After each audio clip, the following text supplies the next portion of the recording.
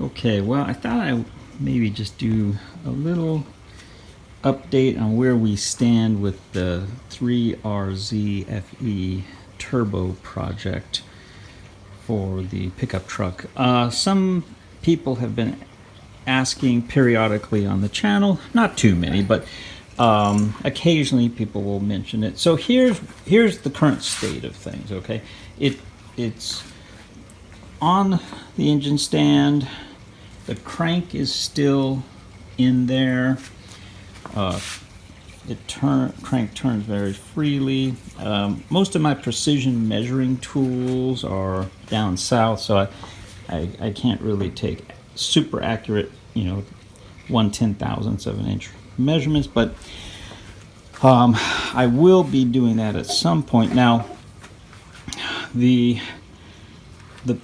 this came out of, if I'm not mistaken, a 1998 Tacoma, perhaps. But it's in good overall condition. I don't know if you can see there.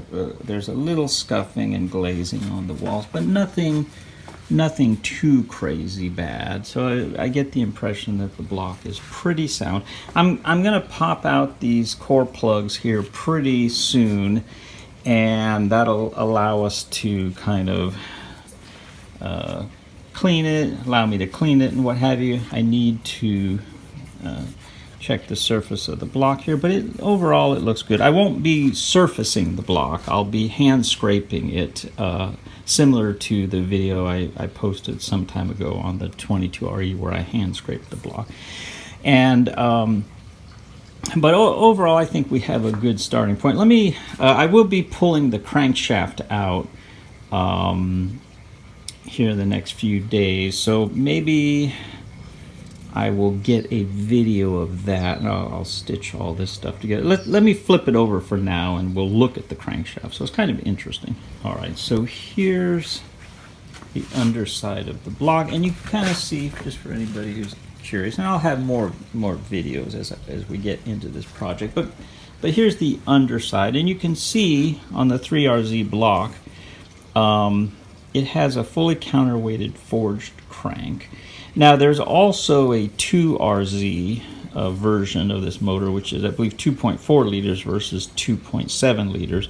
And a lot of people like that because if you start calculating, piston speeds and such, you can spin the 2RZ at a little higher RPM. Now, for me, because I'm building a forced induction motor, I don't particularly need to achieve my horsepower through ultra high RPMs. As much as I like a motor that spins up nice, I think based on my experience over the years building engines, I kind of prefer a little bit of additional stroke. You get a little bit better leverage angle, which is particularly important with forced induction because you have pressure coming into the cylinder, and when you have a favorable crank journal to rod ratio, it can produce some additional torque on the motor. So I think I haven't measured the journals, but they look to be in good shape. I don't see any particular damage or anything. I will, polish these with some metal polish. The first thing I'm going to do, however, and I'll try to get this on video. Although maybe when I have a friend in the garage or something, I'll have him help hold the camera. Or maybe I'll just do it in segments here. But I want to pull these main caps off and inspect the state of the main bearings for the crankshaft. I also want to separate the crank from the block so it's a little easier to transport and so forth. And just do some general checks to make sure we're dealing with a solid block through and through. I probably will have to pull off this end piece here to get the main bearing, the rear main seal out. I also want to check the crankshaft for any, witness marks for the seals wearing in. I don't know, I can't remember exactly how many miles were on this motor, but I want to say it was under, probably 180,000 or something, I think. It's kind of, you never know The gentleman I got the motor, and this was originally a full motor. If you go back and look at my channel there, I show when I originally got it. But I think it had 178,000 miles or something like that. Maybe a little more, maybe a little less. For me, as long as there's no major damage, I think we're okay. Like I say, I'm not looking to build an 8,000 RPM redline motor. I would like it to get up into the mid 6,000-7,000 RPMs without having to worry too much about things coming apart or breaking things. I'll probably use forged. Well, I will use forged rods. The question is which forged rods. And I'll be definitely using JE forged pistons. They make a real good piston. I think they call it an ultra piston, which is a partially flow forged aluminum piston. So I'm doing research on what alloys are the best and a few things like that. As far as this video and this job, mostly I want to pull the crank out and inspect it, make sure the bearings are good. I may reuse the bearings because Toyota bearings are very good, and they usually run very tight clearances on the oil clearances on the mains. So I'll probably, if I can, reuse. Oh, what's this over here? I see a little. Okay, luckily that's just discoloration. That'll polish out. But yeah, so that's the kind of thing I gotta inspect, because like I say, I don't want to get too far into this and find out we've got some damage. So I do need to take very careful measurements of these, and mainly I want to get at the main bearings and see, just confirm everything's okay. Also, I may change these main cap bolts to ARP 625 bolts, just to get a little bit more clamping pressure there. So I have to call ARP about that. Anyways, let me pull the cap. Let me number the caps, and then I'll pull them off, and let's take a look together at how the bearings look. Oh, okay. I was going to stamp the bearings, but it looks like, or the main caps. It looks like Toyota's already done that for you. I just couldn't quite see it till I cleaned up some of the oil. So that's nice. So we got 1, 2, 3, 4, and the rear cap there. Just want to make sure that this is the kind of stuff that won't come off. But it looks like it's laser etched on in there. So that's handy. On a lot of engines, like small block Chevy or whatever, the caps are not numbered, so you have to hit them with a punch, a numbering punch, so that you can keep them in order and everything. But these are numbered, so that's good. That's one of the reasons I love Toyota. Let me bust these loose here, and then pull the cap. At least pull the top of the caps off. All right. So to pull off the main caps from Toyota here, it's a 14 millimeter, but it's a 12-point socket that goes on there. And I'm vaguely remembering thinking how I would never need a set of 12-point impact sockets. Let me check Amazon and see if I own any. If not, I'll give this a shot with a hand, which is fine, I think. But who knows what torque those are on at. All right, let's see. Let me see if I own any 12-point impact sockets. Okay, good news. According to Jeffrey Amazon, I do own a set of 12-point impact sockets, and here they are.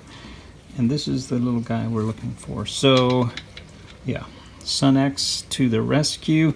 I will put a link in the description to this particular set. These are real nice, by the way. They're mid-depth.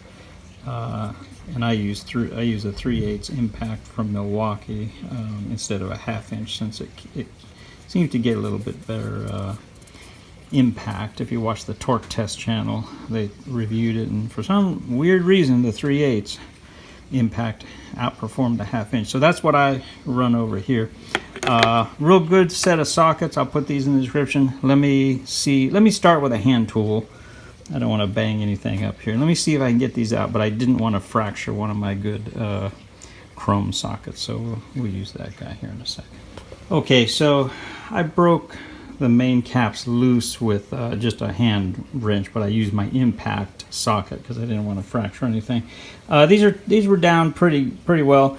Just a note, if you happen to be doing this job, you want to loosen the bolts in the reverse pattern of how you torque them when you're installing the crank. So you got to use a star pattern and do multiple passes to relieve the tension on these. You don't want to just hit these with an impact wrench, down the line.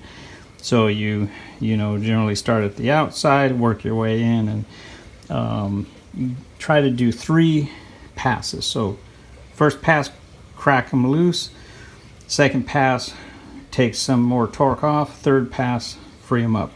So that's what I've done here. And now I'm getting ready to pull the caps. I just want to put some cardboard down in case any oil drips out. And then it'll be interesting to take a look at how the mains are looking here. Okay, so far so good. We're making some progress on these caps. I don't see any major damage. There is wear from mileage, of course, but overall we're looking good here. I don't see any damage yet on the main journals for the crank. I'm gonna pull off this rear cover part, which holds the rear main seal in place, and then I need to pull out the center cap here with the little thrust washers. For the back, 12 millimeter should do it. So let me get that off, and you can just see the rear main seal down in there. I definitely want to see if there's any wear on the rear of that crank there. Okay, as far as getting this piece separated, if you haven't already done it, bear in mind that there's 2 indexing pins. It's kind of hard to see them. You might be able to see this one down here on that side. But basically, remove those bolts around the outside. There's 6 of them. They're 12 millimeter head, 8 millimeter M8 bolts. Once you have those separated, you can kind of pull a little bit here, and you'll see it starts to let go. But then what you kind of have to do is get yourself some sort of pry bar deal, and then just very gently, with the utmost delicacy, just pry very lightly, because you're dealing with aluminum, obviously. But it doesn't take much, just a little bit to ease it, to break the seal of whatever sealant's on there. And then you should be able to kind of just walk this off the two little indexing pins and get it out of the mix there.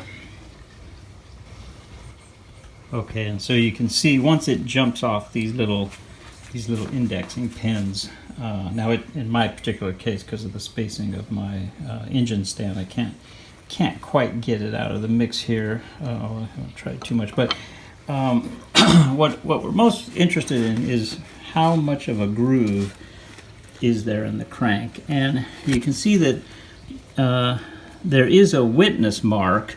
Now in the video this looks much worse than it actually is in real life. Most of this is corrosion piled up on the inside, and I think once I hit this with like 10,000 grit sandpaper and some polish, or maybe just polish alone, there won't really be much to contend with here. So it feels pretty good. There is, if I had to guess, I'd say, gosh, half a thousandths, maybe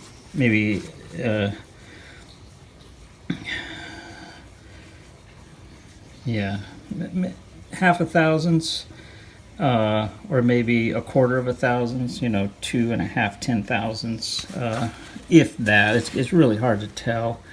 Oh, there's a little more back. No, I think it's just corrosion. Anyways, all in all, pretty good. Should not be an issue when running a new seal.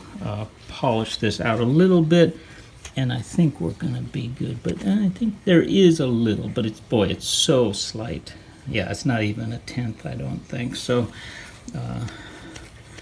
that should mostly polish out. and it should not present any major problems for reusing this crank here. Okay, well, we're making progress little by little. So I got the rear cover off that holds the rear main seal, and I got the center cap, main journal cap off. Everything looks good. There's some discoloration from mileage, obviously, but you know, with things we're riding. I don't see anything catastrophic. All this should polish, you know, all this kind of stuff should polish out. There's nothing, you know, that makes me say, oh shoot, you know, I'm going to have to get a new crankshaft. So this will be good.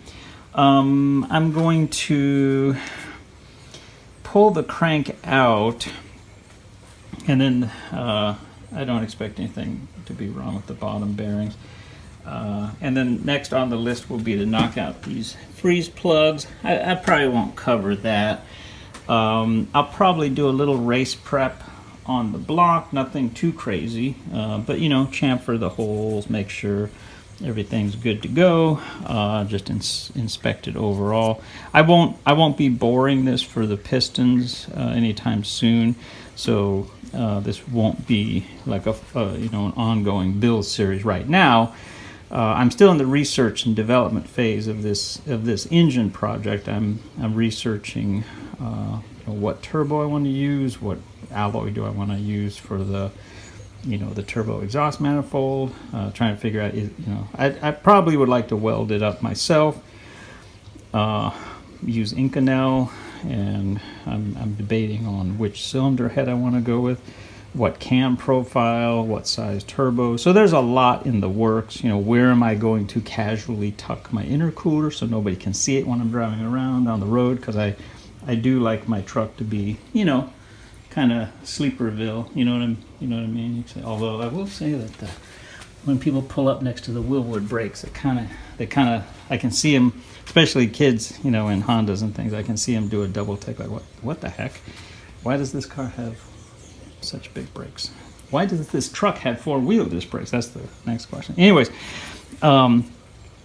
so for anyone who's been following along the channel, this is probably a project that won't really get rolling for a couple of years, because I'm in the process of you know, selling my house over here and all that kind of stuff. But at some point I will be building up this 3RZ block, the short block, and then I'll be porting my own cylinder head, and so I'll have videos about that, like I say, welding up my turbo manifold and figuring out, you know, stuff like the wastegate and things. I think I'm still debating what rods to use also, interestingly enough. There's a company out of China, I forget the exact name of them, but they make I believe it's a 4340 forged rod. I don't know, I was looking at Potter rods, but I'm gonna, when I get a chance, I'm going to call some of these companies and see if I can maybe fly out and take a tour of their facilities. You know, JE Pistons, who I've dealt with in the past, they're my favorite piston manufacturer. Total Seal Rings is probably the rings I'm going to use. But on the rods, I don't know. I'm still researching, you know, what rod, what alloys, what manufacturer. You know, there's a few companies out there that make some interesting looking rods for these. Okay, I just wanted to cover a little bit about the rods here. So there's several different companies I've been considering for the forged rods for this project. One of them obviously is Potter. I've spoken to the company and I was very impressed with them. They do offer a nice rod for the 3RZ-FE. Certainly a lot of people use this rod in drag racing and so forth, so that's one possibility. Another company I've been talking to is Hinch Performance. Now they're out of China, so it's kind of difficult to get information out of them. They're a little bit tight-lipped, but their rods look pretty nice. You know, you can't deny that these are nice looking rods. I source titanium from China, so I don't have any problem working with a factory, irregardless of where it's located. From what I can see of the photos and in speaking with the people at the company, these look like pretty nice rods. If you read the specs, you can see they're 4340 chromoly alloy, X-beam, two-piece forging, whatever that means. I researched that, but I'm not 100% sure what they're doing. Shot peened and so forth. In a lot of these cases, you got to be careful that you're actually dealing with a forged rod as opposed to a billet rod. I believe these are forged though. This company also is able to provide information, and options in terms of running ARP 625 bolts instead of the ARP 2000s, which is what I'm leaning towards doing. If anyone on the channel has any direct experience with running Hinge Performance products, and they also make pistons for the 3RZ-FE, I'd sure be curious to hear your thoughts.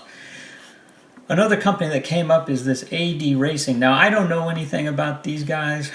Makes me a little nervous when their rods are only 45 bucks a piece. They say that they're forged, and it's same alloy, chromoly there. I've yet to speak to the company, but maybe I'll reach out to them. They do have, as you can see, lots of different configurations. I don't know if these are all available for the 3RZ-FE, but possibly they are. Seems like, at least from what I see on the website, that it looks like a pretty nice design. Like I say, maybe I will reach out to the company and see what I can find out. Now, Boost Line is a company that a lot of people may be familiar with. Papadakis Racing, I think, Real Street Performance. Those guys, I believe I've seen them using this particular rod in their 2JZ products. It looks like a very nice, very stout rod. They don't list one for the 3RZ-FE, but I did reach out to the company and inquire as to whether they could furnish one for this motor project I'm doing. As you can see here, they mentioned the 625 bolts and so forth. So looks like a nice rod. Do I want to spend $2,000 on rods? Probably not. Do I need that kind of rod for a 375 horsepower four-cylinder? Probably not.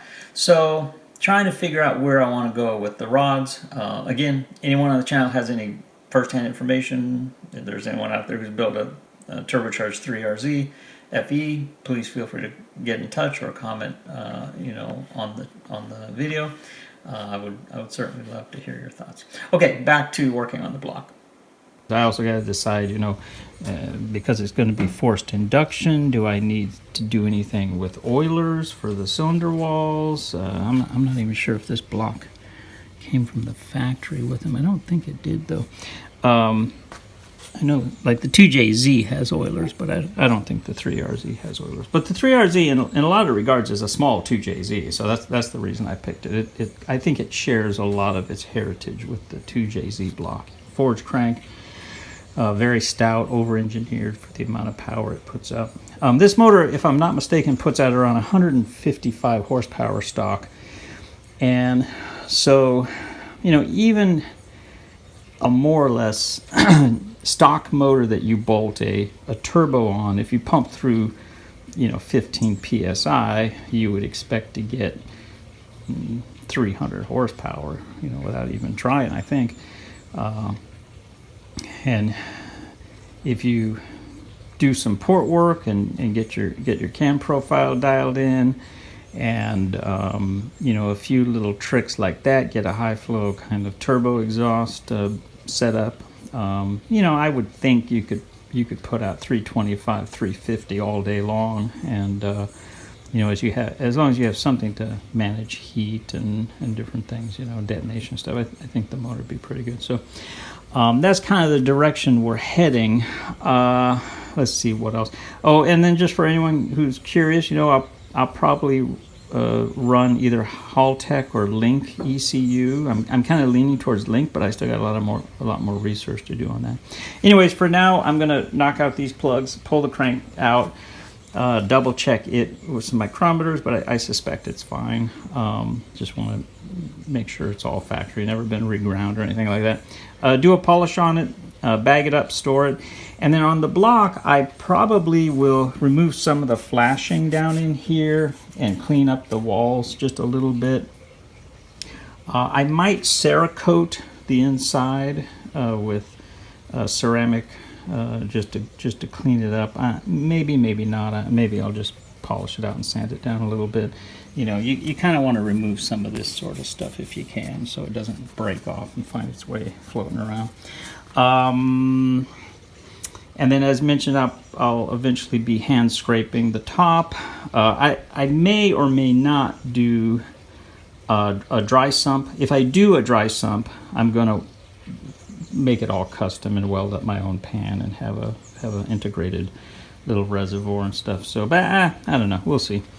And then I need to hot tank it, and I'll probably media blast it here. Although that always makes me nervous having media around, you know, my oil passageways. But I'll probably media blast it and at some point in ceramic coat the outside. So that's it. I certainly welcome any comment, any suggestions or information in the comments. If you'd like to comment below the video. I probably won't set this up to spin more than about 7,000, maybe 7,500 RPMs. I don't know if there's anything you have to do with the oil passages in the crank. I'll have to do some research and reading on that, but I think as long as I keep the piston speed reasonable and I run really high quality forged pistons and run a lightweight valve train, titanium and all that jazz, I think I should be in pretty good shape as far as this motor goes. So, okay, got the crank out. Over here, kind of interesting. You see, here's the upper thrust bearing. So that's the forward one. You can kind of see the wear. The rear one here, kind of same deal. A little bit of wear, about what you'd expect for close to 200,000 miles. And then the crank is down here. And before you rush to the comments and tell me I should stand my crank up so it doesn't bend like a piece of spaghetti, just a couple things. It's got counterweights that are pretty level, and also we're not building a Formula One engine here, so the crank's just going to have to lie down. But you can see I wiped away some of the oil residue on these mains, so you can see pretty reasonable wear. Nothing egregious. I don't know if these are bimetal bearings or tri-metal bearings. Maybe I'll hack one in half, but let's see here. Can we tell? Kind of hard. Those. I don't have my glasses that I need on here, but those might very well be tri-metal bearings. In which case they're very good bearings.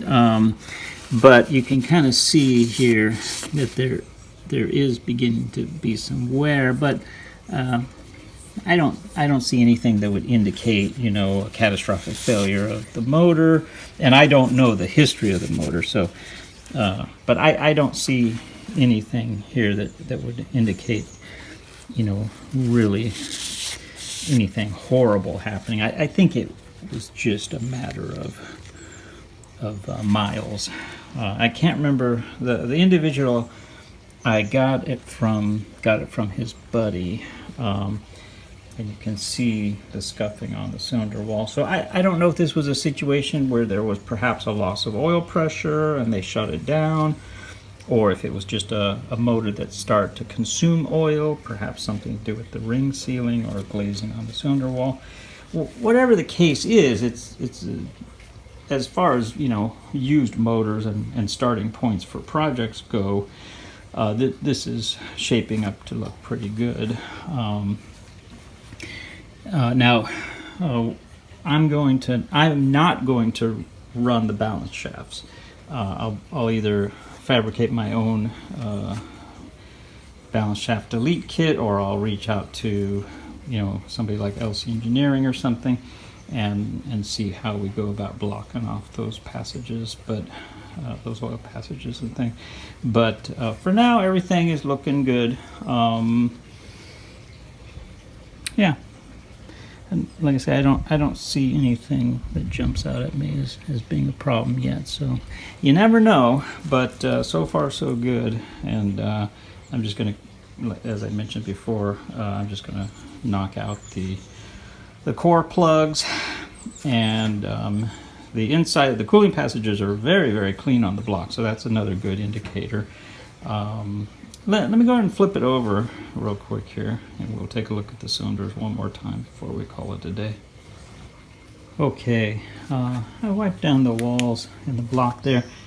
See if I can get some light on the subject. So you can see the state of the cylinders here. They're, aside from a little piston slapping there, you can see they're in pretty good shape. Now I don't have my bore dial indicator here at the moment, but at some point I will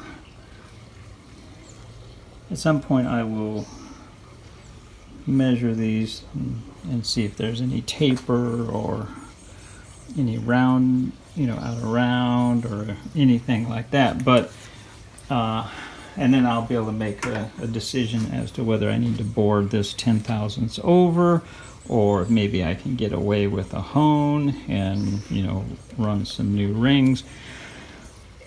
But overall, the block is looking, you know, pretty presentable.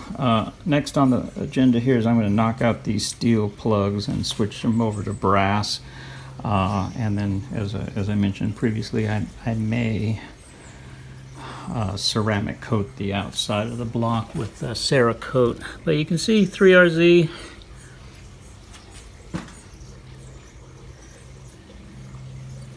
And all in all, real good shape. So, all right, I think that's going to wrap up the video here. For anyone, you know, who's curious what I'm building, it's basically going to be a 3RZ turbo. And I kind of talk a little bit about that when I was getting ready to pull the crank, so maybe I'll cut that into the video, or I guess I can just explain it again. You know, this motor puts out about 155 horsepower in stock trim, from what I remember. And so, you know, even with a stock motor, if you bolt a turbo on it and run, you know, 15 psi, which is, you know, fairly mild turbocharging in today's world. A lot of people run 25, 35, 40 psi.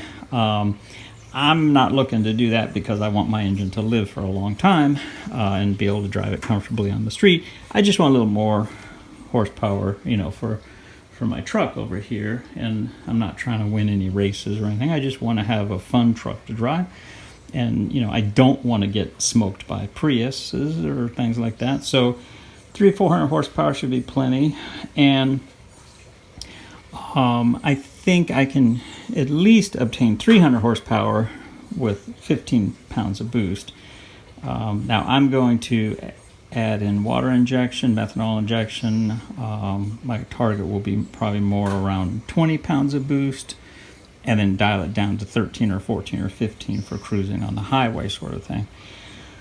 I am planning on running JE forged pistons. I think it's their Ultra line. I need to speak with them about that.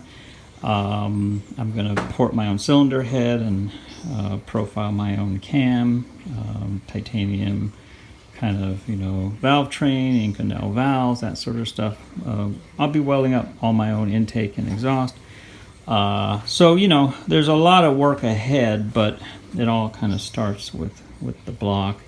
And based on the research I've done, the 3RZ-FE motor is quite capable of handling 400, 500, 600 horsepower, even more.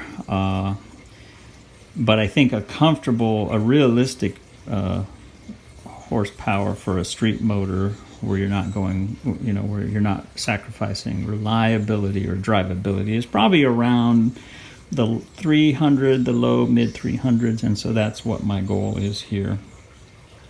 But if anyone has any comments as far as the build or suggestions or any tips or tricks, be happy to hear about them in the comment section below. I am leaning towards using the 4-port intake head just to simplify some of the fabrication on the intake manifold side.